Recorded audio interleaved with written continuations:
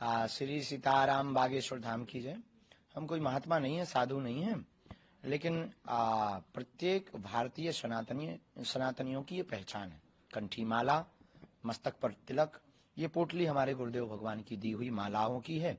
इसमें मालाएं हैं, आदि आदि चीजें हैं जो गुरुदेव भगवान ने हमको प्रसाद रूप में दी थी, जिनके प्रभाव और प्रभुत्व से हम जन कल्याण के लिए मानव जीवन की दैहिक दैविक भौतिक समस्याओं के समाधान का रास्ता बतला पाते हैं अथवा लोगों को मार्गदर्शन दे पाते हैं। ये उस तपोबल की पोटली है पूज्य गुरुदेव भगवान की, हमारी निजी कोई तपस्या नहीं जी।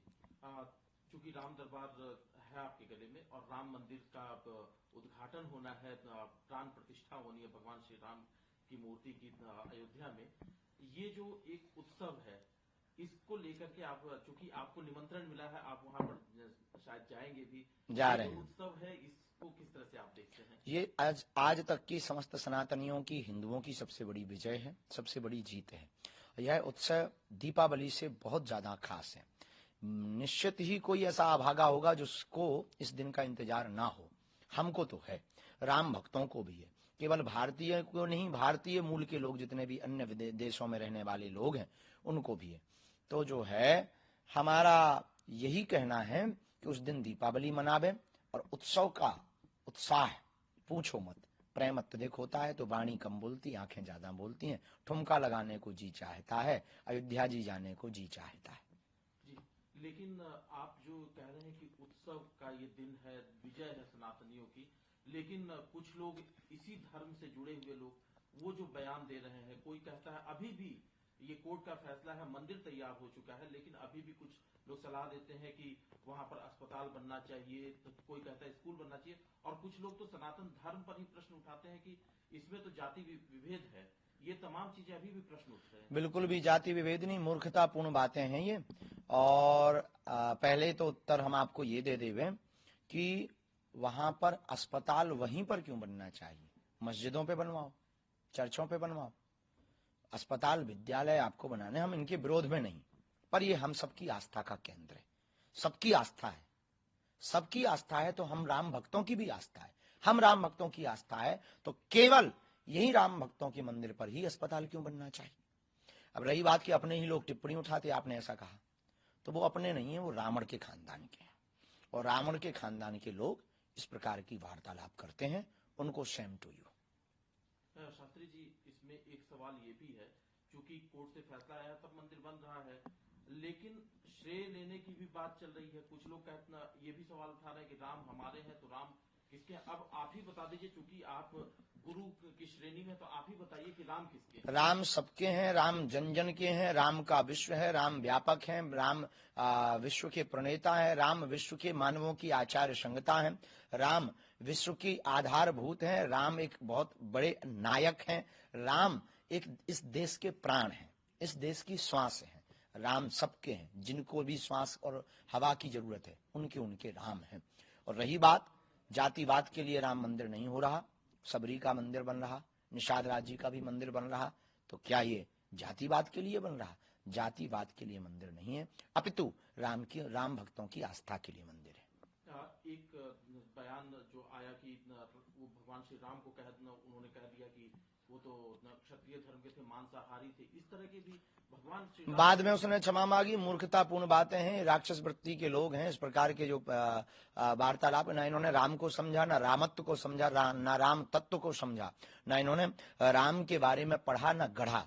इन्होंने सिर्फ अपने बयान को कहकर न्यूज में बने रहने का उपाय सोचा है, और सबसे सस्ता उपाय प्रभु श्री राम पर और राम भक्तों पर आस्था पर उंगली उठाना है इस देश में।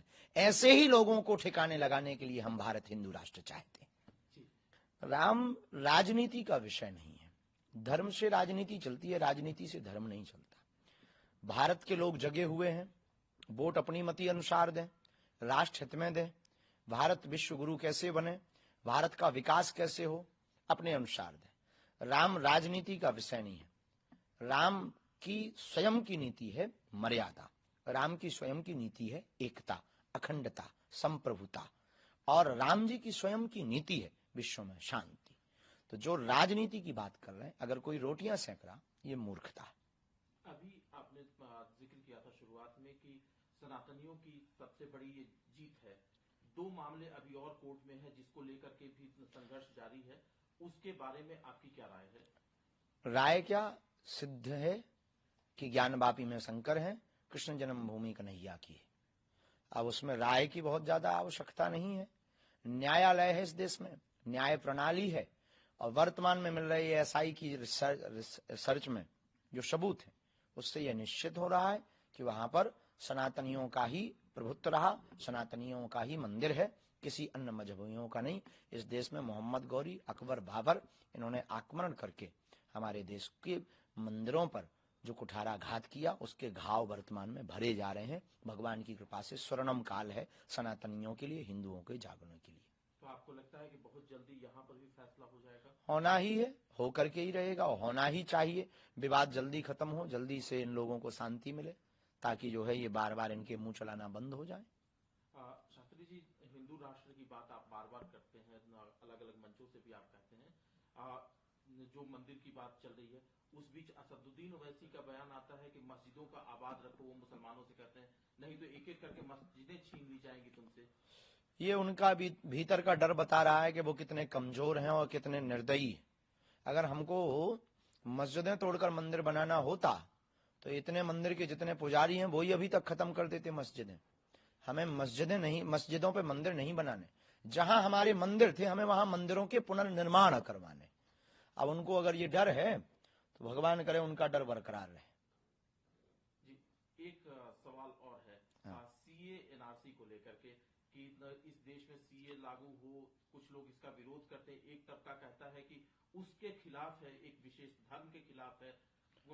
विशेष धर्म के खिलाफ नहीं है, इसमें बहुत न्याय प्रणाली के साथ सीए का प्रयोग है। बुद्ध, जैन, ईसाई आदि जितने भी आए हैं भारत में, इन्हें शरणार्थी कहते हैं, एक भाषा में शरणार्थी आए हैं।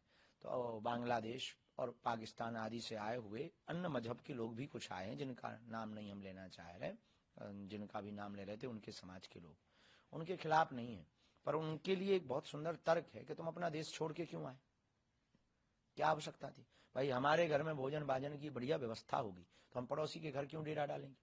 या तो कोई तुम्हारा षड्यंत्र है, या फिर तुमको कोई कान भर रहा है, या कोई इंटरनेशनल साजिश है। तो बढ़िया है, सीए बहुत बढ़िया है। हम राजनीति पर टिप्पणी तो नहीं करते, न राजनेता पर टिप्पणी करते। जो राष्ट्र हित की बात कर रहा, राष्ट्र हित के लिए बोल रहा, राम राज्य की स्थापना के लिए जी रहा, ऐसे व्यक्ति को भारत के संपूर्ण वोटरों को स्वविवेक के साथ अपनी मति के अनुसार वोट देना चाहिए। अब किसको देना चाहिए ये तुम्हारा विवेक, हमारे कहने से आपको वोट देना नहीं। और हम राजनीति पर टिप्पणी करके काहे को बेफिजूली में फंसे। लेकिन कुछ लोग ये राय रखते हैं कि शास्त्री जी पर्ची निकालते हैं तो राहुल गांधी और कांग्रेस की भी कभी पर्ची निकाल करके बता दें कि देखो साहब, हम पर्ची निकालते हैं मानव जीवन की दैहिक दैविक भौतिक समस्याओं के समाधान के लिए। सबको आना चाहिए, जिन्हें निकलवानी है वो आए। अब आपके कहने से नहीं हम निकालेंगे, जिनको निकलवानी है वो हमारे पास आए, हम बिल्कुल बारे में उनके बताएंगे। जो हमें चेतना के बल पर, शक्ति के बल पर पता लगेगा, हम बोलेंगे, और जो बोलेंगे वो सत्य होगा। ये हनुमान जी की कृपा।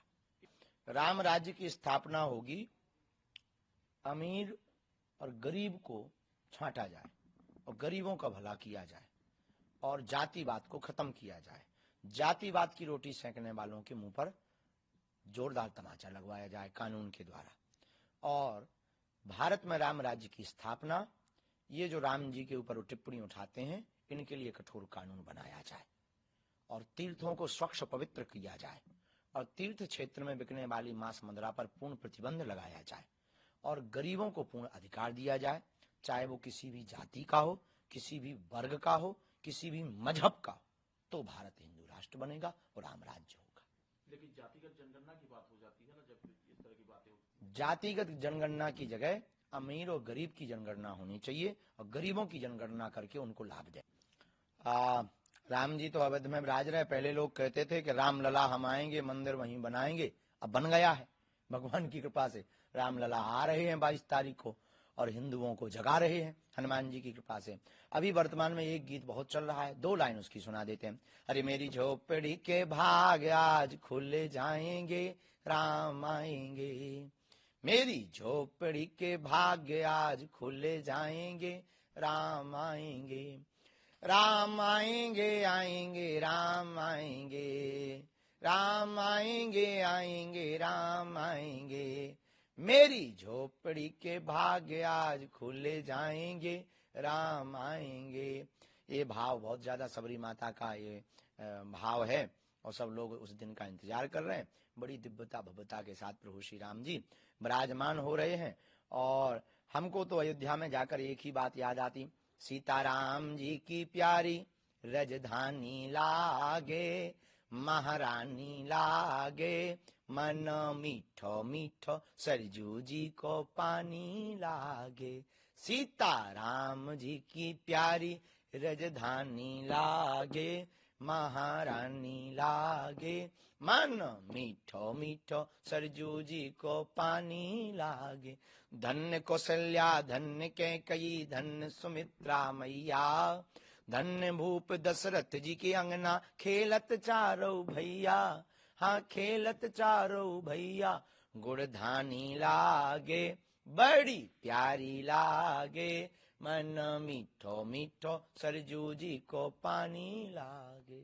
श्री सीताराम।